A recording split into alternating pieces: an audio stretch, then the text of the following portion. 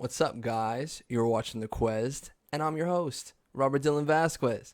We're out here for episode 29. It is 7:30, 21. 21. 21. 21. What's up, guys? How's your week been? My week's been awesome. My brothers are still here. Yeah. Like I said, with the past couple quests, we've been having family nights.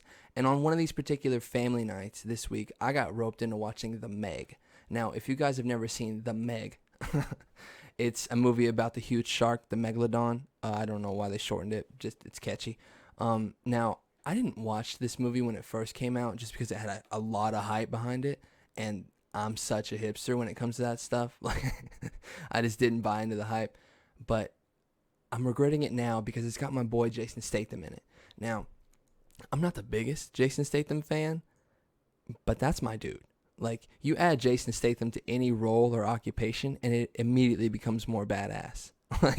like if that dude worked at a theme park, and it's like, whoa, buddy. sorry. It'd be like, whoa, guy. You gotta be 5'4" to ride. And he'd be like, hey, man, just let him on the fucking ride. And he'd be like, I don't think so. Whoa, dude. Sorry. Or if he was like a barista at Starbucks, and it's like, what can I get you? Be like, can I get a venti iced Americano? And he's like, cream of sugar. Jesus Christ. But yeah, dude, I would go see The Meg. If you haven't already, if you live under a rock like me, on purpose, but if you haven't seen The Meg, go see it. And go check out my boy Jason Statham. Fucking Slash. Dude, we used to watch movies all the time. Like, that would just be the thing. Like, post school, my dad would get home and he would have like a new a new movie from work, and then he would add it to the little huge case that we had of just burnt DVDs. Like, I'm telling you, like 500 years of prison worth. Just fucking And so shout out to that guy at my dad's work for hooking him up with all those movies. But, like, what was your favorite movie that we watched out of the big case? Over the Hedge was probably, like, one of the best ones. And it was an animated one, but, like, we just watched it over and over and over. Such a good movie with a good plot. Check out Over the Hedge if you haven't. Fucking Slash. Dude, last night, I got to talk about last night, because last night we went to the Comedy Zone. I've been telling you guys all July, because I've known about it. July 29th, Robert Dylan and Henry David. Tight 3 minutes. July 29th, Robert Dylan, Henry David. Like, been telling you guys. So last night it finally happens. We get there, and on the online sign up, I was the 24th person to sign up. And I'm sitting next to Hank in the car, and I'm like, do you want to go up? Do you want to sign up? You want to go up? And he's just like, I don't know, man. I'm like, fuck it, sign up. So he does, and he's 25th. We get there last night, and they randomize the order, and he goes 4th, and I go 9th. He follows Matt Addy, killer at the Comedy Zone, and I follow Shelly Belly, killer at the Comedy Zone. So shout out to them. I thought he was going to be following me. I thought we were going to have time since we're like 24 and 25. They randomized it, which was good because we got way earlier than we thought, but the whole thing was jumbled up now. So Hank goes up, and I have to watch him, and I'm 5 after him. So I gotta be prepared, and I gotta get ready and focus on my set. But how do I not watch my brother perform his first stand-up set? So he gets up there, and he does really well, dude. Like, for his first time, does like super well. It was like eerie, but he knew what he had to say. He he didn't time his set out. Oh, by the way, we knew about this for a month. We didn't start writing till probably about 4 p.m. yesterday. Don't do that. Don't fucking do that. Anyways, it ended up great. Fucking round of applause for us. But if he's gonna do it again, he's got to write better. Like, I got stuff back here that I can go to, but we both have to get better at our writing styles. We can't procrastinate and put it off. But it ended up great. I loved performing with my brother. It was awesome. So I have some dates in August, and then old Henry David. He's gonna go down to Florida and try to get some dates down there, hopefully. So fucking slash, dude. Shout out to the Comedy Zone. Come out and see me in August, every Thursday in August. Thanks for watching, dude. Like and subscribe to avoid the fine print. Yeah, dude. And I say that with love, because it doesn't cost a thing to do that. So when you click that subscribe button, it really shows me your appreciation. Or if you're to click the like button, it just tells me that you're liking what you see. If there's any way that I can enhance the experience, just let me know, because this is what dreams are made of. Fucking slash. On to the imprint of the week. I'm kind of disappointed. He didn't leave me a paragraph. Shout out to Tori, Imprint Jones. If you could hang out with your top 5 favorite comedians for 24 hours, who would you choose? Now, I'm going to list you 5, and 2 of these 5 are canceled. So bear with me. Well, Brian's on a comeback. So number 1 is Brian Callen. I think he's super intrinsically funny, and I'm going to put a link of my favorite sets of all these comedians in the bio. So, I'll give you some kind of context behind them, but for the most part, check them out yourself. Brian Callen, super intrinsically funny guy. Just, you could tell he could be the life of the party, or just the Einstein, dude. He's super smart, just super knowledgeable. And he mixes in the silliness that I like, just the raw, silly, like wants to have a fun time. Like this next guy, Chris D'Elia. I don't want to treat him like R. Kelly, but for the art that he brings and like the comedy that he brings, all that personal stuff aside of why he's canceled, he's one of my favorites and will always be one of my favorite comedians. And then you got the next guy, Joey Diaz. You can't cancel Joey Diaz. It's just not going to happen. I love the guy. He's so raunchy, dude. He's so raunchy. He's just a straight up real guy. It's as real as it gets. He doesn't bullshit around. And if you're going to aspire to be like any comedian, not, personality wise, but just business wise, like he doesn't work on Sundays. Like Sundays are for the family. Shout out to Vin Diesel. That's a dude that you should really look towards, Joey Diaz. My next one is Joe Rogan. He would just be super fun to hang out with, because imagine what you could do in 24 hours with Joe Rogan. I would eat elk. I would shoot a bow. I would be in a sauna. I would do 1.5 million things with all of these guys. And then my last one is Chris Stefano. Like, if you haven't checked out Chris Stefano, check out my bio. He's a super funny comedian on the come up, which he's kind of made it. He's kind of Hollywood now. Shout out to him. Super funny guy, dude. If you haven't checked him out, like I said, super funny guy. Super, super, super funny guy. Makes me cry laughing. And those are my top 5, man. Brian Callen, Chris D'Elia, Joey Diaz, Joe Rogan, and Chris Stefano. You could put Bobby Lee in there. He's super funny. Mark Norman. There are Bert Kreischer, a lot of Tom Segura. I could go on and on and on. There's this, or used to be, this huge fraternity of comedians in LA before like all the COVID stuff happened.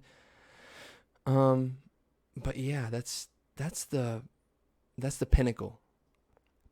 Pinnacle. Fucking slash. On to the question. Now, this question is from Eli. He said, at what point did you notice life getting harder? Now, that's kind of a loaded question. So I wrote down a couple ages: 10, 12, 16, 18, 21, and 23.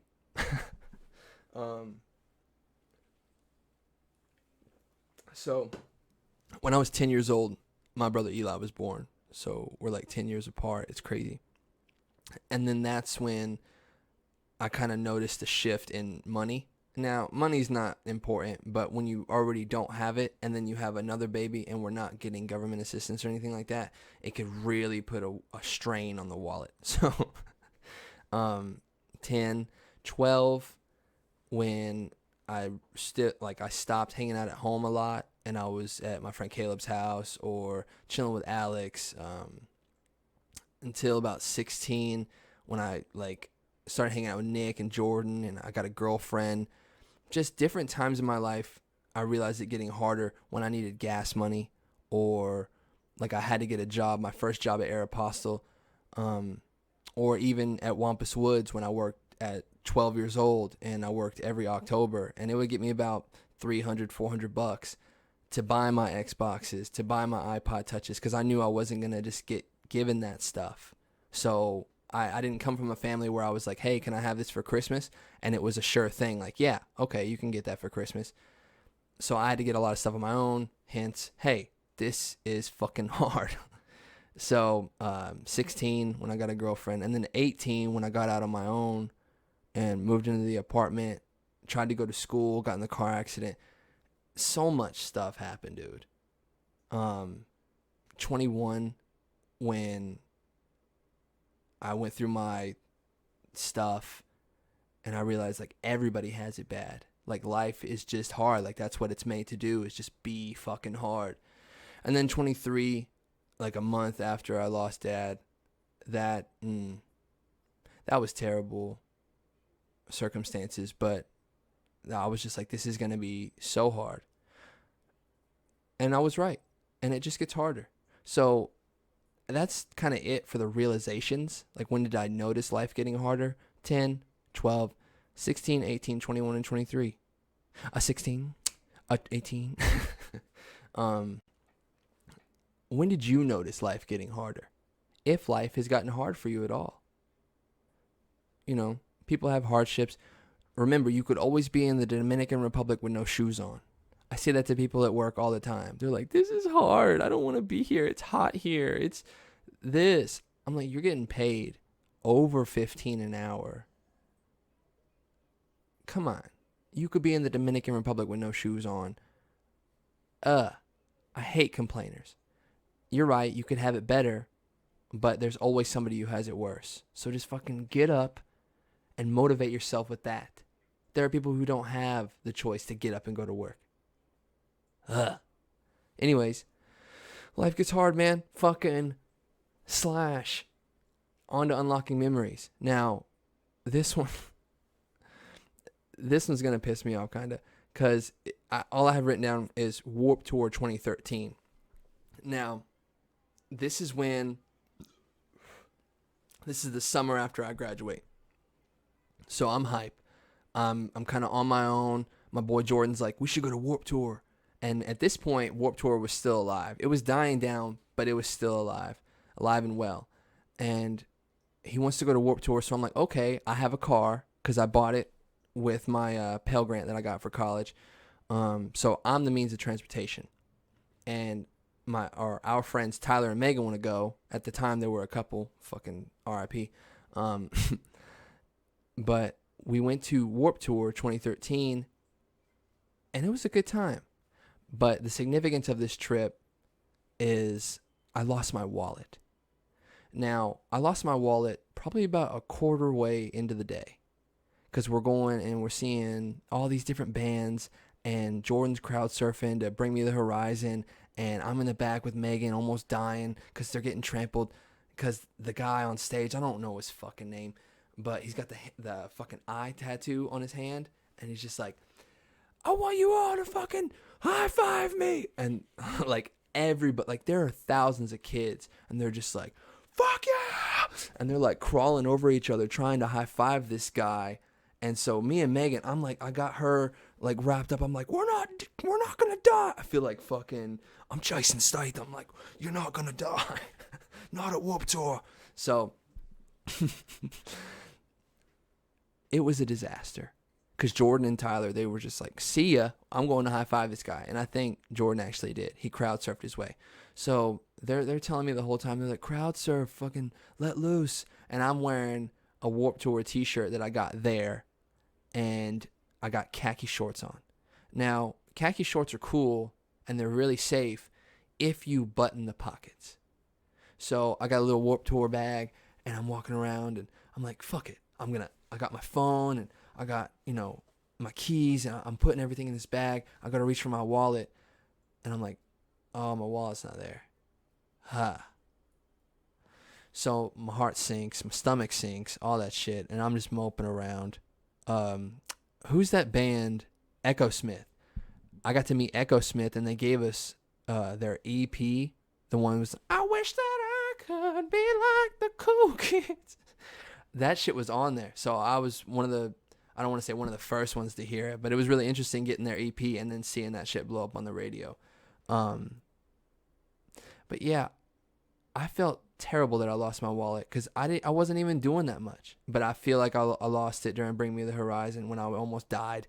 So shout out to that band. Fuck you guys. So I'm moping around. I can't even afford anything to eat, but I'm still, we got our concert tickets. I'm supposed to have a good time. I'm trying to have a good time, but how do I do that? Nobody's turned it in yet. My social security card was in my wallet at the time. I think still is. I always like to carry 2 forms of identification, but that can be super dangerous. I need to put that away. Don't do that, because if you lose your wallet, you lose your life. So at that point, I lost my life. My dumb girlfriend at the time, she's like, oh my God, you need to cancel your cards and you need to do that. I'm like, hang on. Let whoever be millionaire Robert Vasquez for a day. It'll be fine. I don't have any money to my name. Like, it'll be fine. They're going to steal my identity and be like, God, I need to donate to this guy. So we ended up leaving later that night. We're in Charlotte, and so we have to get an hour home. Now, I am pulling out of the parking lot, and my light comes on, my gas light. Jordan doesn't have any fucking money. Tyler and Megan don't have any fucking money. That's what kind of predicament, that's what kind of people I was hanging out with at the time. Jordan's got better, so shout out to Jordan. He sent me this picture, actually. Look at that dime piece. Me, of course. But that was post-wallet loss, I think. So I'm trying to have a good time. I'm sunburned as fuck because I bought a white t-shirt and the sun's just glaring off of the fucking shirt onto my face. But yeah, that doesn't look like a kid who just lost his life. Because that wallet was everything. And so we're driving home, and we only make it until I think exit 14 before I have to pull off. We didn't run out of gas, but I was just like, I can only push this car so long. And I had to get my mom and her friend to meet us halfway to lend me money because I didn't have my wallet. Equals ran out of gas because I didn't have my fucking wallet. I had money. I just didn't have my wallet. Them fucks didn't have any money, but I did. I just didn't have my wallet because I lost it like a dumbass. Anyways, so I have to go to work. I have to wake up and go to work the next day. And so I wake up and I open at OG, shout out to OG. And my manager Heather is working, and I get a call, I think. Or I call up. Yeah, that's what happens. I call up to the Charlotte whatever theater, Pavilion, Amphitheater, whatever it's called. And I call up there and I'm like, hey, do you guys happen to have my wallet? At the time, it still had the design on it, the red, blue, plaid design. And it had my ID in it, of course. And I called, and they're like, what's your name? And I'm like, Robert Dylan Vasquez. They were like, hey, what's your name? And I'm like, I'm Robert Dylan Vasquez. And they're like, okay, yeah, we have it. I'm like, fuck. So I used the last of the cash that I had from home when I got home to put it in my car. And I had to tell my manager, Heather, I was like, hey, they have my wallet. Can I go get it? I'll be right back. It's all the way in Charlotte, and we live an hour away, but I'll be right back. And so she's like, okay. So I go up to Charlotte, get my wallet that they found. All the cash was gone, of course. My social's still in there. My ID was still in there. Fucking I win. Fucking suck it. Anyways, my heart went from being at Bikini Bottom to just the highest it's ever been. Like, I was so excited driving to Charlotte, but I was so scared because I was like, what if I get pulled over? What if I get pulled over and I don't have my license on me? Like, I was just tripping, right? I didn't even want to leave because I didn't want to drive without my license. I remember that being a big thing. So I guess the point of this story is don't fucking lose your stuff. My dad, this is so sexist, but he goes, girls lose their shit, Robert. I'm like, Jesus Christ. And so I never wanted to lose my stuff because I didn't want to be a girl. 4. But no, man. It was just unfortunate. And you always want to have your stuff because I just felt naked without it. I don't know why I did like that. I just felt naked without it. We were out and about today, and Eli was talking about, yeah, I could drive. And Hank's like, well, I could drive too. And I'm like, not legally, and because you don't have your fucking ID on you. And he was like, yeah, I don't carry my ID or some shit like that. It's like, you don't carry your ID on you? You always carry your ID on you. You always carry your wallet on you. You're a man or a Muppet? Don't answer that. Don't answer that. Is that it, dude? Did we make it through it? We made it through another Quezt. Episode 29, 7/30/21. End in July. On a sad note, sad to see my brothers go. But a high note, on to better opportunities. Fucking, I'm going to just be doing my thing here. Try to get them back up here for Christmas. Definitely sometime in the next calendar year. Dude, like and subscribe, like I said. Come to the Comedy Zone every Thursday in August to see your boy Robert Dylan Vasquez. Just Robert Dylan. Cultural appropriation. Shout out to those dimes on the screen. Shout out to my boy Jason Statham. And I will see you guys next week. We will have, I'll try to look up some YouTube clips and share some funny news. Just trying to do my thing. Trying to have as much family time as I can. Trying to put some work into this, but you guys got to understand, I got family. So keep on keeping on, doing the damn thing. And I will see you guys next week. I'll see you later.